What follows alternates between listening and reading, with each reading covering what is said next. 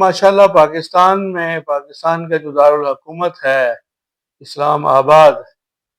وہ اس وقت پوری دنیا کی نگاہوں کا مرکز ہے۔ اور جے ڈی وینس جو ہیں امریکہ کے نائب صدر، وہ اس وقت ایرانی وفد کے ساتھ، اور پاکستانی جو لوگ ہیں وہ ایرانی جو مطالبات ہیں یا جو ایرانی ان کے نکات ہیں، جو شرائط ہیں، جو بھی جنگ بندی کے لیے وہ امریکی لوگوں کے پاس لے کے جا رہے ہیں، اور امریکہ کی طرف سے جو بھی ہے وہ ادھر لے کر ایرانی لوگوں کے پاس آ رہے ہیں۔ اب اس میں ایرانی لوگوں نے بھی اپنا جو اچھے خاصے اچھی انگلش والے جو تجربے کار سفارتکار ہیں، انہوں نے وہ ساتھ لائے ہوئے ہیں۔ اسی طرح امریکی وفد جو ہے وہ اس نے اپنے ساتھ جو اچھی ایرانی فارسی سمجھنے والے جو سفارتکار ہیں، جو ترجمان ہیں، وہ انہوں نے ساتھ رکھے ہوئے ہیں۔ تو اس سے پہلے یہ جو مسئلہ چل رہا تھا کہ ایران کا بہت بڑا مطالبہ تھا اور جائز مطالبہ تھا، اور پاکستانی جو لوگ ہیں امریکہ میں وہ بھی یہی بتاتے ہیں کہ جب یہ صلح نامہ کے حوالے سے ادھر سے ایران کی طرف سے اور امریکہ کی طرف سے جب اس بات کی طرف آمادگی کا اظہار ہو رہا تھا، اس وقت بھی اسی بات پر اتفاق رائے ہوا تھا کہ ایران کا جو مطالبہ تھا کہ لبنان میں اسرائیلی حملے بند کیے جائیں تو ہی اس کے جو جنگ بندی کے مکمل معاملات کو طے کیا جائے گا۔ لیکن اسرائیل تو آپ کو پتہ ہے کہ وہ شرارتی ہے، وہ شیطان کا چرخہ ہے، اس کا تو کام ہی ہے کہ شرارت کرے۔ اور اس وقت خاص طور پر پاکستان تو بالکل بھی کسی کو ہضم نہیں ہو رہا، کھٹک رہا ہے۔ وہ یہ خاص طور پر انڈیا کو، اسرائیل کو، انڈیا تو جا کر اسرائیلی وزیر اعظم کی جا کے اس کو کس کر رہا ہے ساری دنیا کے سامنے۔ یہ ہے اس سے ایران کی بھی آنکھیں کھلی ہیں، جس نے پاکستان سے آنکھیں پھیری ہوئی تو انڈیا کو اپنا بڑا دوست سمجھا ہوا تھا، اور بلکہ پچھلے کچھ عرصے میں پاکستان پہ بھی ان کا ایک ہوا تھا۔ خیر وہ اس موقع پر اس طرح کی بات چلو ہم نہیں کرتے۔ تو اور ساتھ ساتھ یہ دونوں مل کر افغانستان، جبکہ اس سے پہلے جب پاکستان افغانستان کے طالبان کو پناہ دیے ہوئے تھا، کسی حد تک ان کی سپورٹ کر رہا تھا، ان کی ہمدردی کی، چونکہ جو ہمارے مسلمان بھائی ہیں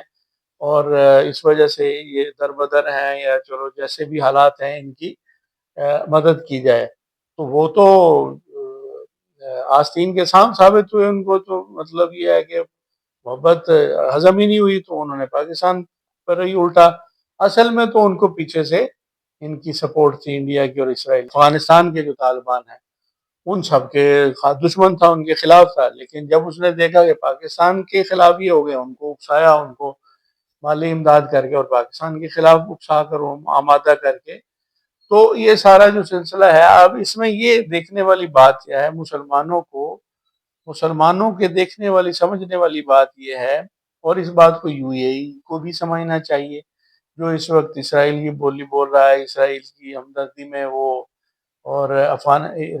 ایران کی تباہی اور بربادی چاہتا ہے، جب اس کو یہ نہیں پتا کہ یہ ان کا اس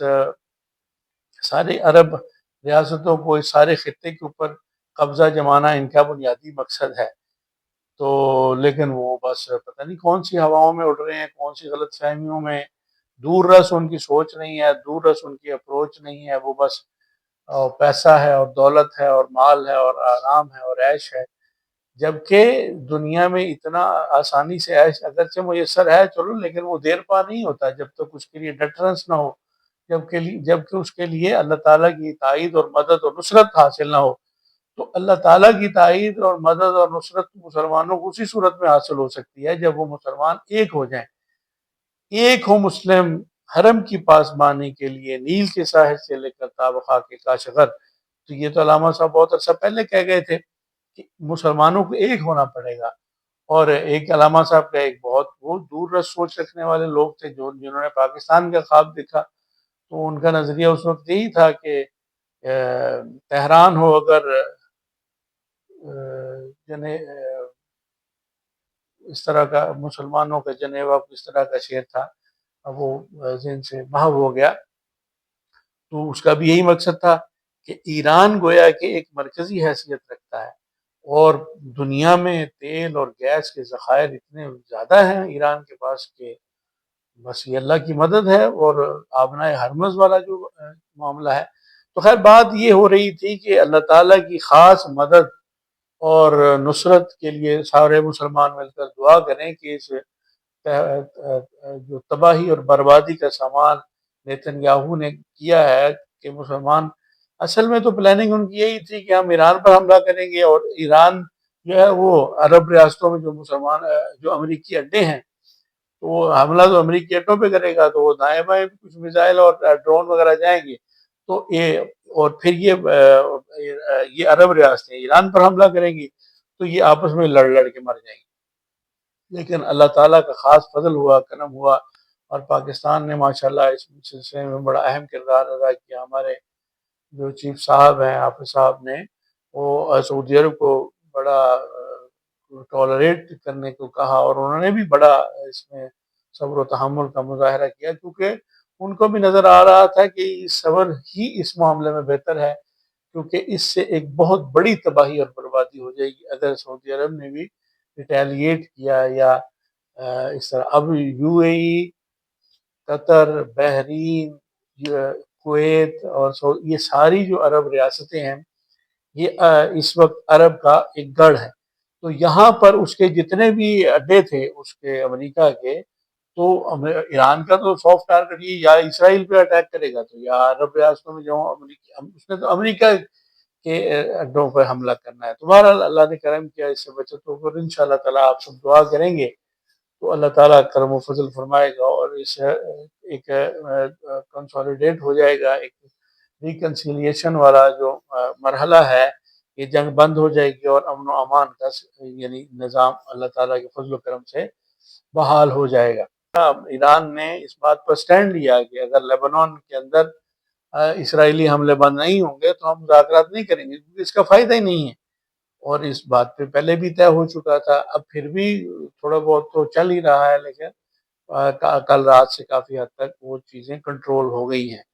تو اللہ تعالیٰ کرم کرے انشاءاللہ تعالیٰ، اور یہ معاملہ اور اس میں پاکستان بھی سرخرو ہو جائے، اور پوری دنیا کے اس وقت امن و امان جو ہے وہ خطرے میں پڑا ہوا ہے۔ اب یہ جو چونکہ یورپ اور سارا ادھر کی طرف جتنا بھی ساری ٹرانسپورٹیشن ہو رہی تھی، جتنی بھی 140 35 40 کے قریب جہاز ڈیلی وہاں سے آبنائے ہرمز سے گزر رہے تھے، تو وہ آگے 5 7 10 15 20 پہ جو ان کی تعداد رہ گئی تھی، تو اس وجہ سے وہ سارا سلسلہ جو ہے نا وہ درم برم ہو گیا، ٹریڈ ساری رک گئی تھی، تو اس وجہ سے وہ سارا نظام درم برم ہو گیا۔ تو اب امریکہ کو بھی اس بات سے فکر ہوئی کہ اس طرح تو پوری دنیا کی اکانومی بیٹھ جائے گی، اور وہ ٹرمپ صاحب جو آئے ہی یہ ایجنڈا لے کے تھے کہ میں جنگ نہیں کروں گا، جنگیں جو ہیں اچھی نہیں ہوتی، اور امریکہ نے جنگیں لڑ لڑ کے اپنا نقصان کیا ہے وغیرہ وغیرہ، اور آتے ساتھ ہی اب وہ پچھلے صدروں کو برا بھلا کہہ رہا ہے، ان کو بزدل کہہ رہا ہے، ان کو کمزور کہہ رہا ہے، اور خود کو بڑا پاورفل ثابت کر کے، اور ایران کو برا بھلا ثابت کر کے، اور اپنے آپ کو اچھا ثابت کر کے کہ جی میں نے بڑا اچھا نیکی کا کام کیا۔ یہ سب بے مقصد فضول، جبکہ ایران کے جو سپریم لیڈر ہیں انہوں نے تو فتویٰ دیا ہوا ہے کہ بھائی ایٹم بم بنانا تو ان کے نزدیک فتویٰ ہے کہ یہ گناہ ہے، یہ نہیں کرنا چاہیے، بنانا ہی نہیں چاہیے۔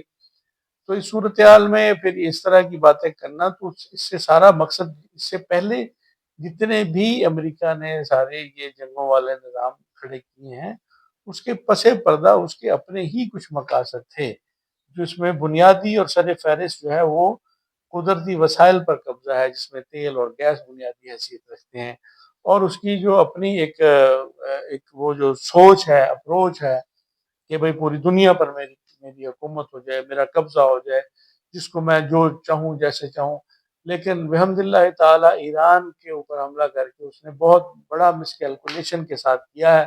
اور اس کا بڑا ہی الٹا اور غلط اس کا نتیجہ نکلا ہے، اور اس کو بڑا نقصان ہوا ہے، اور مزید ہونا تھا، لیکن وہ پھر اس کو نظر آیا جب کہ اب تو یہ میرے لیے بہت زیادہ یہ خبر ثابت ہوگی، میری موت کا سامان ہو جائے گا ایران میں، کیونکہ ایران والے تو چھوڑنے کو تیار ہی نہیں ہے، وہ تو کہتے ہیں کہ مر جائیں گے مار جائیں گے، دیکھ لیں گے مرتبہ شہادت تو ہے، بچ گئے تو غازی اور نہ بچے تو شہید ہو جائیں گے۔ تو ان کے پاس تو ہے ہی نہیں کھونے کو، انہوں نے تو سب کچھ داؤ پہ لگا دیا ہے، کیونکہ ایک بندہ آرام سے اپنا زندگی گزار ہے، اس پر زبردستی جب جنگ مسلط کی جاتی ہے تو وہ کیا کرے گا؟ وہ یہی کرے گا ٹھیک ہے کر لو بھائی، جو کچھ ہوتا ہے جو ہم سے ہوگا وہ ہم کر لیں گے۔ ہاں اگر ایک برابری کی مقابلے کی کوئی وجہ ہو، کسی جنگ کے پیچھے کو پس پردہ کو مقصد ہو، جب مقصد قبضہ ہی ہو، ناجائز قبضہ ہو اور اپنی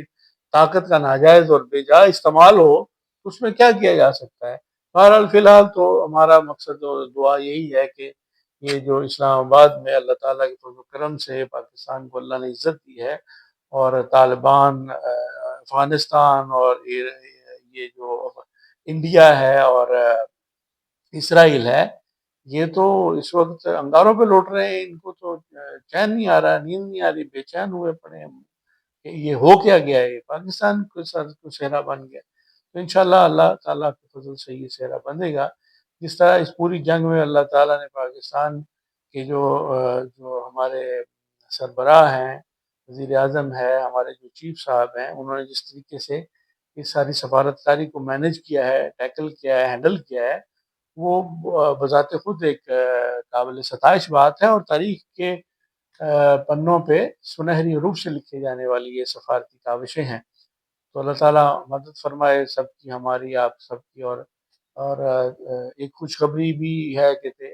ڈیزل بھی کم ہو گیا ہے، 135 روپے پیٹرول تھوڑا سا کم ہوا ہے، لیکن انشاءاللہ گریجولی